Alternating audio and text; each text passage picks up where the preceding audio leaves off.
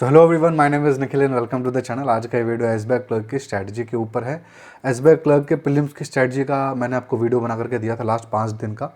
सबसे पहले कॉन्ग्रेचुलेशन है जो भी बच्चे पास हुए हैं, और जो भी बच्चे पास हुए हैं खुश होने की ज़रूरत नहीं, क्योंकि मेंस आपके सर के ऊपर है। बहुत कम दिन बचे हुए हैं मेंस एग्जामिनेशन के होने में, तो अभी से आप लग जाओ। और आज का वीडियो इसी लगन में आपकी बढ़ोतरी करने के लिए है, ठीक है। तो चैनल को आपने सब्सक्राइब कर ही लिया होगा। इस तरह के कंटेंट हमारे चैनल पे आते रहते हैं, स्ट्रैटेजी वीडियोस आती रहती है, ठीक है। तो एसबीआई क्लर्क मेंस की आज स्ट्रैटेजी वीडियो हम लोग बना रहे हैं, देखने वाले हैं।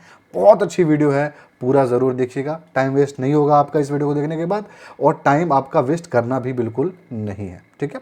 तो सबसे पहले हम लोग कट ऑफ देख लेते हैं। देखो, ये प्रीलिम्स का कट ऑफ था, इसकी हमारा कोई ज़रूरत नहीं है अभी। मेंस का कट ऑफ हमको देखना है क्या है।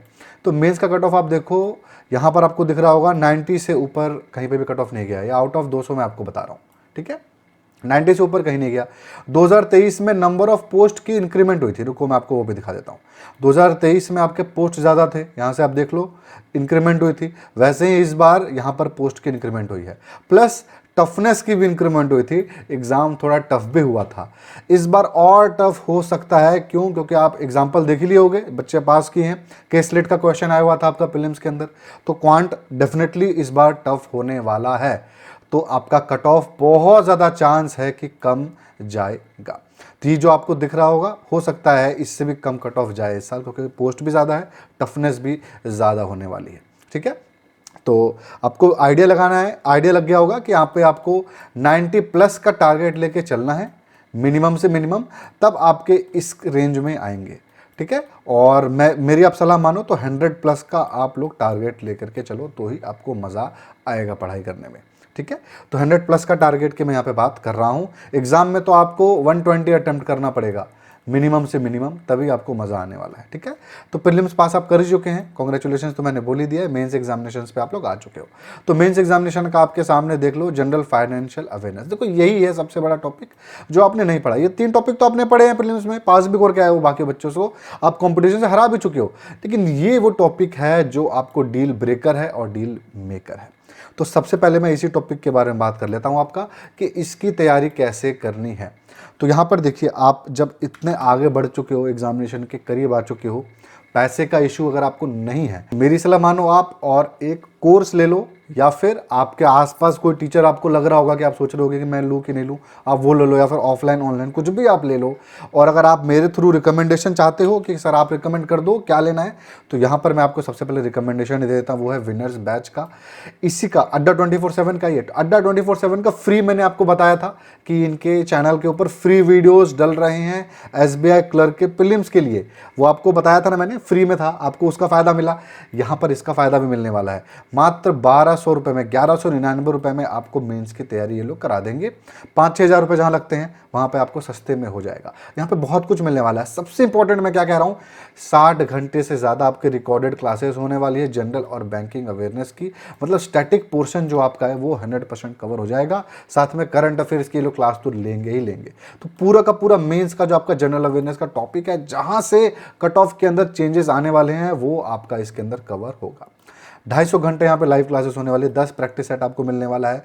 रिकॉर्डेड क्लासेस होंगे। एक्सेस टू डाउट रूम आपका होने वाला है। 30 ई बुक्स आपको मिलने वाले हैं। मंथली करंट अफेयर्स भी यहाँ पर आपको मिलने वाला है, जो कि बैंकिंग के लिए स्पेसिफिक होगा, ठीक है। रिकॉर्डेड वीडियोस भी आपको मिलेंगे। सेमिनार और टॉपर स्टॉक जो आपका होगा, वो आप देखते ही हो, पहले से जानते हैं सब लोग अड्डा 24/7 को, कि वहाँ पे होता ही रहता है। टॉपर्स अपने स्टोरीज को शेयर करते ही रहते हैं, और यहाँ पर भी शेयर ये लोग करेंगे।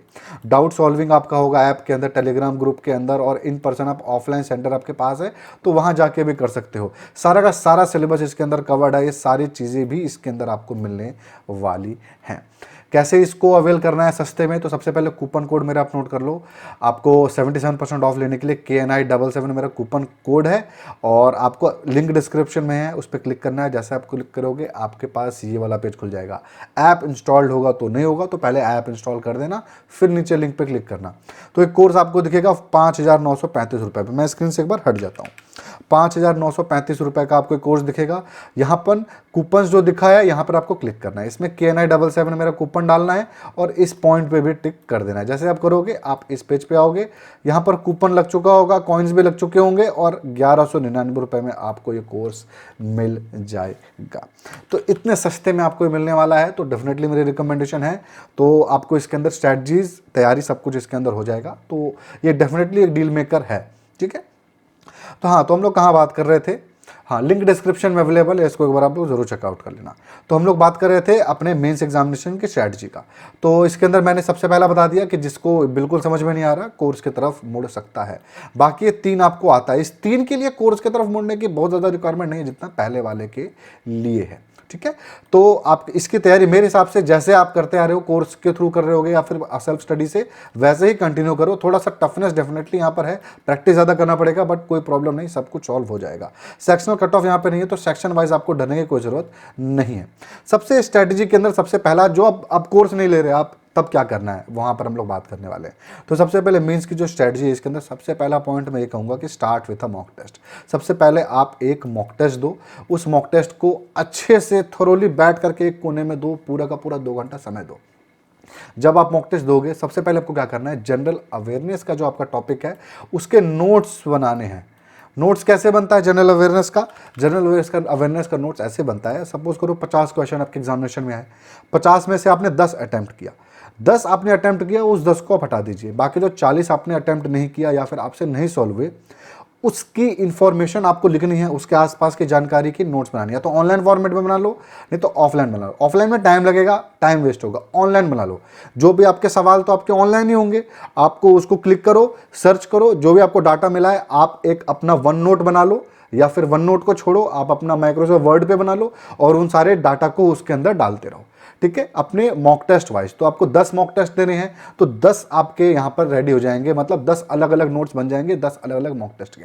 बहुत ज़्यादा फायदा मिलेगा जब आप रिवीजन कर रहे होगे, तो मॉक टेस्ट जाकर के नहीं वहाँ पे सोल्यूशन देखने वाले हो, लेकिन आपके पास ये नोट्स तैयार होगा तो आपको बहुत काम आएगा, ठीक है। तो आपको समझ में आया कि मॉक टेस्ट कितना ज़्यादा इंपॉर्टेंट है, उसके नोट्स मेकिंग कितनी ज़्यादा इंपॉर्टेंट है आपकी जनरल अवेयरनेस, बैंकिंग अवेयरनेस के पार्ट के लिए। कट ऑफ आपको समझ में आ ही गया था। अब हम लोग आ जाते हैं हमारे सब्जेक्ट वाइज चीज़ों पे डिस्कशन हम लोग कर लेते हैं। तो सबसे पहले हम लोग क्वांट की बात करेंगे। क्वांट बहुत इंपॉर्टेंट टॉपिक है क्योंकि आपका बेस क्वांट ही है। क्वांट और रीजनिंग, जो भी बच्चा एसबीआई क्लर्क को पास करता है ना, उसका क्वांट और रीजनिंग ठीक ही होता है।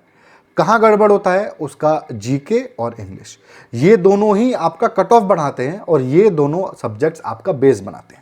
तो क्वांट आपका बेस है, यहां पर आप चूकोगे तो काम नहीं चलेगा। यहां पर मेरे हिसाब से 20 से 25 मार्क्स का टारगेट मिनिमम आपका होना चाहिए। आपको स्कोर इतना मिनिमम करना ही करना है। जो बच्चे भूल गए हैं, उनको याद नहीं आ रहा है, तो मैं यहां पर एक बार दोबारा दिखा दूं, आपके सामने है नंबर ऑफ क्वेश्चन 50, 40, 50, 50 ही है, ठीक है। इंग्लिश के अंदर आपके 40 क्वेश्चन हैं, बाकी आपके 50, 50 हैं, ठीक है। तो इसके अंदर आपको ये नहीं सोचना है कि मैं आपको मतलब बच्चे वीडियो देखते देखते भूल जाते हैं कि अरे सर क्या बोल रहे हैं, है ना। तो यहाँ पर जो मैं मार्क्स आपका कह रहा हूँ, ये मैं आपका मार्क्स कोई बहुत ज़्यादा नहीं कह रहा हूँ।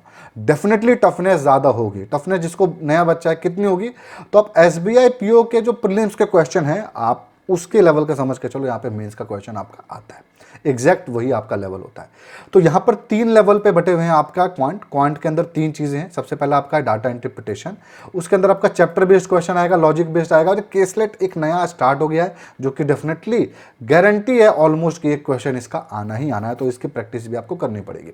मेरे हिसाब से सबसे ईजी यही है और इसको आप सबसे पहले टारगेट करो और इसको अच्छे से आप तैयारी करो, प्रैक्टिस करो, इसको सॉल्व करो। सबसे पहला काम मुझे तो ये लगता है। उसके बाद चूंकि आपने प्रीलिम्स अच्छे से पास किया है, अगर आपके बहुत अच्छे नंबर आए थे तो आपका अर्थमेटिक क्वेश्चन ये वाला पार्ट आपका ठीक ठाक होगा, बेसिक भी आपका ठीक ठाक होगा। इसकी आपको दबा के आपको रिवीजन करना है। ये वाला पार्ट ही मुझे लगता है ज़्यादातर बच्चों का वीक होगा, डाटा इंटरप्रिटेशन, क्योंकि इसको टाइम टेकिंग है तो प्रीलिम्स में बच्चे ज़्यादा सॉल्व नहीं करते हैं, लेकिन ये वाले टॉपिक्स तो कन्फर्म सॉल्व करते हैं। तो यहाँ पर आपको प्रैक्टिस करनी है नए लेवल के क्वेश्चंस की, और ऊपर वाला जो आपका है इसको आपको स्कोर बूस्ट करने के अंदर काम आएगा। तो यहाँ पर मोटा मोटी जो मैं आपको 20 से 25 मार्क्स का जो लेकर चल रहा हूँ ना, 20 से 25 क्वेश्चन आप जो करेक्ट करोगे तभी कर पाओगे जब आप 30 से 35 क्वेश्चन अटेम्प्ट करते हो एग्जामिनेशन में। तो इतना आप अटेम्प्ट करना मेरे हिसाब से बहुत मैं ये नहीं कहूँगा कि बहुत इजी है, टफ तो डेफिनेटली है, लेकिन आपको ये टारगेट लेके चलना ही पड़ेगा। अभी जो समय है इसके बीच में आप इजीली इतना टारगेट अचीव कर सकते हो। तो सीरीज़ का क्वेश्चन हो गया, आपके क्वालिटी क्वेश्चन के क्वेश्चन हो गए होते हैं, वो ईजी होते हैं, उनको प्रैक्टिस करो, ठीक हो जाएगा। ठीक है, यही आपका एक नया पार्ट है जो आपको क्वांट में मेरे हिसाब से टारगेट करना चाहिए, और यही आपका टारगेट है 20 से 25 क्वेश्चन जो आपको करना ही करना है। इंग्लिश के ऊपर आ जाते हैं। इंग्लिश के अंदर देखो, रीडिंग कॉम्प्रिहेंशन आपका हो गया। बाकी एक इसके अंदर बेसिकली तीन ही चीज़ होती है, एक तो आपका रीडिंग कॉम्प्रिहेंशन हो गया, उसके बाद आपका होता है वोकैब, और उसके बाद आपका होता है ग्रामर। ठीक है, ग्रामर पार्ट सबसे टफेस्ट होता है, वोकैब भी थोड़ा टफ होता है, लेकिन जिसका वोकैब पहले से अच्छा है उसका ही अच्छा रहता है। ग्रामर कई बार ट्रिकी हो जाता है, और रीडिंग कॉम्प्रिहेंशन एक ऐसा टॉपिक है जो सबका ऑलमोस्ट रेडी नहीं भी है, और लोग इसी के अंदर स्कोर करना चाहते हैं। तो 20 क्वेश्चन के आसपास जब इसके अंदर आएगा तो डेफिनेटली आपको ये टारगेट करना चाहिए।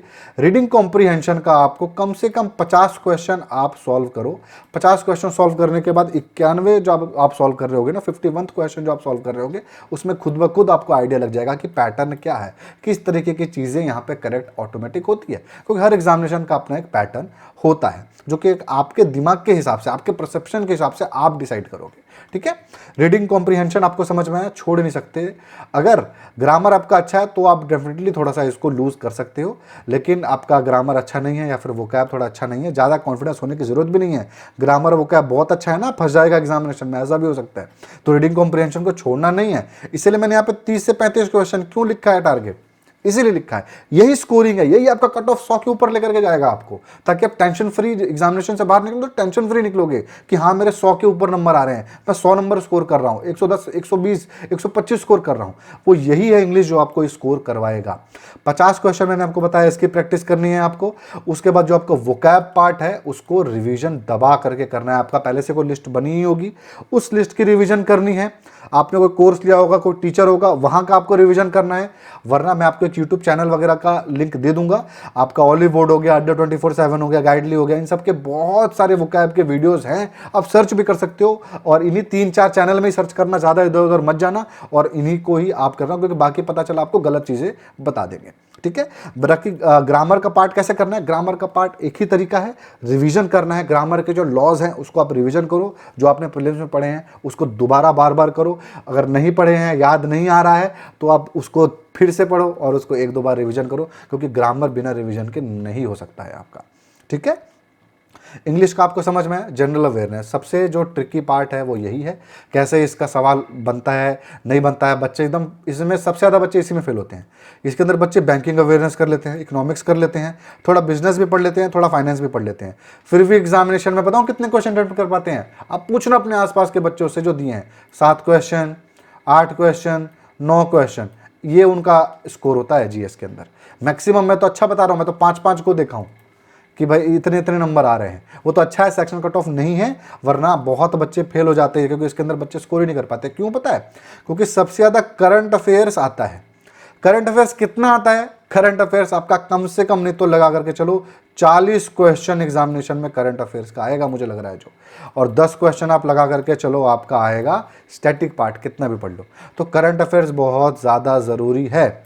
तो अगर आप लोग करंट अफेयर्स नहीं समझ में आ रहा होगा तो मैं एक और वीडियो बनाऊंगा स्पेसिफिकली करंट अफेयर्स को कैसे कवर करना है, बिना किसी कोचिंग का, बिना किसी 1 रुपये खर्च किए हुए पूरे करंट अफेयर्स को कैसे तैयारी करना है मैं बताऊंगा। उसके अंदर फ्री सोर्स भी बताऊंगा, फ्री चैनल्स भी बताऊंगा, जहां से आपका स्टैटिक पोर्शन तैयार हो जाएगा।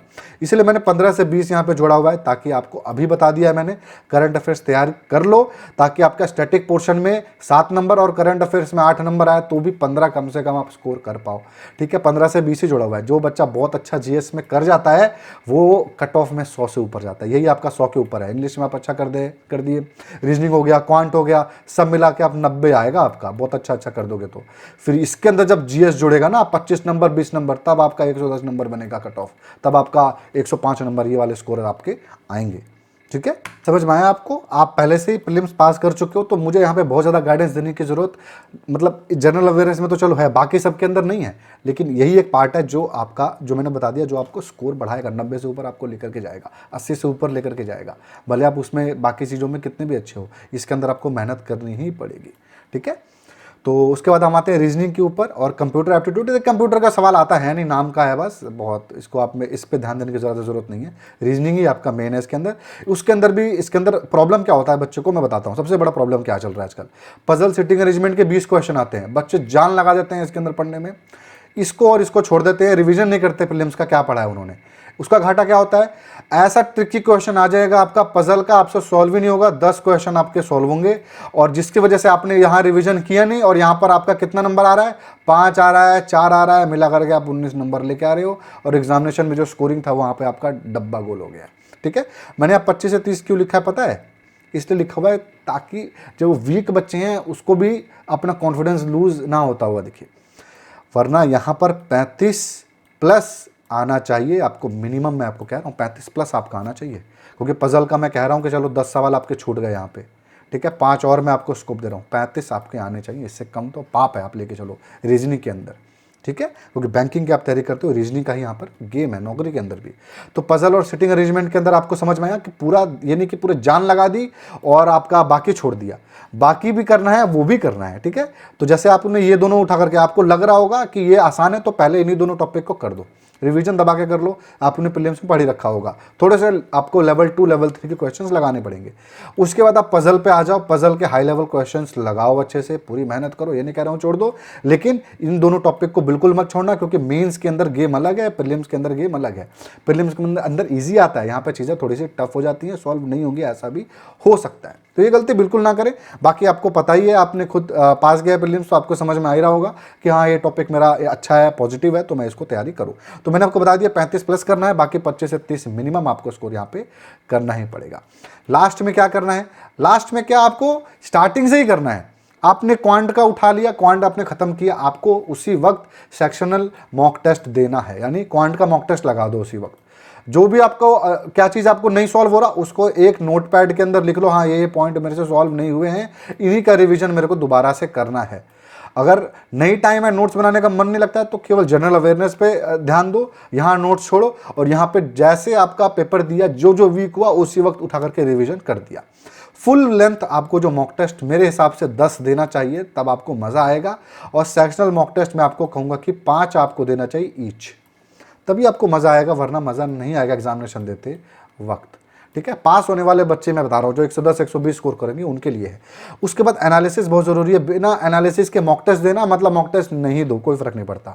और जनरल अवेयरनेस का आप मॉक टेस्ट दे रहे हो बिना नोट्स के, तो वो भी मत दो, कोई फ़र्क नहीं पड़ता। तो ये दोनों चीज़ें ज़रूरी हैं जनरल अवेयरनेस के लिए, और एनालिसिस ज़रूरी है आपका बाकी अदर टॉपिक्स के लिए। ठीक है, तो ये कुछ चीज़ें हैं जो आपको करनी है, करोगे तो पास हो जाओगे। और ये आपको कुछ डाउट बचा होगा, प्रीलिम्स वाला जो प्लेलिस्ट अभी भी अड्डा वालों का पड़ा हुआ है, सर्च कर लेना, मैं लिंक देखते हैं तो डिस्क्रिप्शन में दे दूंगा। बाकी एग्जाम ब्लूप्रिंट का यहाँ पर मैं क्या बताऊँ, आपको पहले से पता ही होगा, इसलिए मैं इसके अंदर ज़्यादा नहीं घुस रहा हूँ। ठीक है, बाकी आपको सारी चीज़ें दिखी गई हैं, मॉक टेस्ट बहुत ज़्यादा इंपॉर्टेंट है, मैं आपको बता ही चुका हूँ। ठीक है, तो बस आज के वीडियो में इतना ही था। आई होप आपको कुछ तो अच्छा लगा होगा, वीडियो में फ़ायदा मिला होगा। तो प्लीज़ चैनल को सब्सक्राइब करें, इस वीडियो को लाइक करें, है ना, और अपने कमेंट्स करें प्यारे प्यारे कि कौन पास हुआ, किसको वीडियो से फ़ायदा मिला। तो ऐसे बच्चे भी कमेंट करें तो बाकी लोग भी मोटिवेट होंगे। ठीक है, तो मेंस एग्जामिनेशन के लिए बेस्ट ऑफ लक है। अगर आपको करंट अफेयर्स का वीडियो चाहिए तो मुझे कमेंट करिएगा, तो मैं उस वीडियो को भी ज़रूर बनाऊँगा।